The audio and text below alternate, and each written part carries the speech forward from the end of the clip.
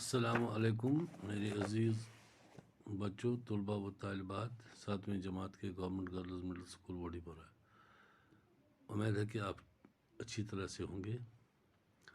کشمیر کے دلکش باغات جو سبق تھا ہم نے کمپلیٹ کیا، پورا پڑھا۔ اب اس کے سوالات آتے ہیں آخر میں، ان کے جوابات ہم نے لکھنے ہوتے ہیں۔ تو پہلا سوال آپ کا ہے، کشمیر کے مغل باغات کی دلکشی کا راز کیا ہے؟ میں نے اس کو جواب لکھا ہے، آپ بھی اپنی کاپی پر نوٹ کرتے جائیے گا۔ کشمیر کے مغل باغات اپنی خوبصورتی کی وجہ سے انتہائی پرکشش ہیں۔ یہ باغات عام طور پر پہاڑوں کے دامن میں واقع ہیں۔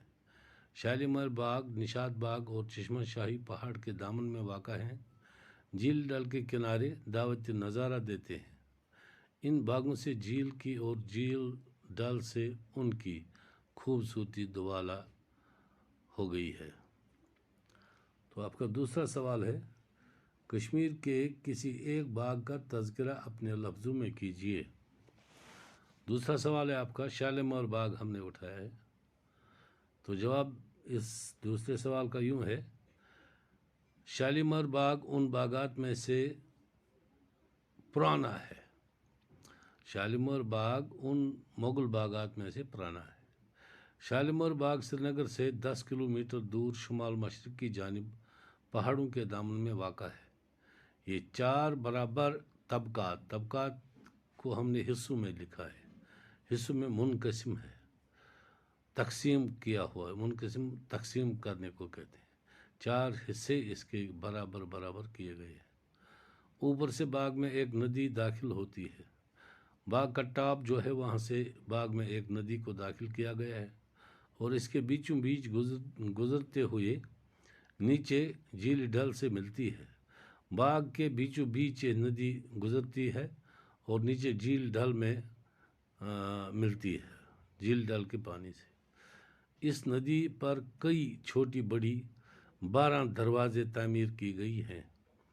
جو یہ ندی ہے اس پر 12 دریا کو ہم نے لکھا ہے دروازے، 12 دروازے تعمیر کیے گئے ہیں۔ یہ 12 دروازے 25-30 فٹ اونچے ایک چبوترے پر بنائے گئے۔ 25 سے 30 فٹ ایک اونچا چبوترا بنایا گیا ہے، اس پر یہ 12 دروازے لگائے گئے ہیں۔ یہ باغ انتہائی دلکش نظارہ پیش کرتا ہے۔ جب ہم وہاں شالیمار باغ میں جاتے ہیں تو یہاں اتنی خوبصورتی، اتنا باغ سندر ہے، یہ دل کو اپنی طرف لبھاتا ہے۔ ہر ایک اس باغ کو بار بار دیکھنے کا شوق رکھتا ہے۔ جو بھی وہاں جاتا ہے وہ کہتا ہے کہ میں بار بار اس باغ کو دیکھنے آؤں۔ یہ اس کی سب سے بڑی خوبی ہے۔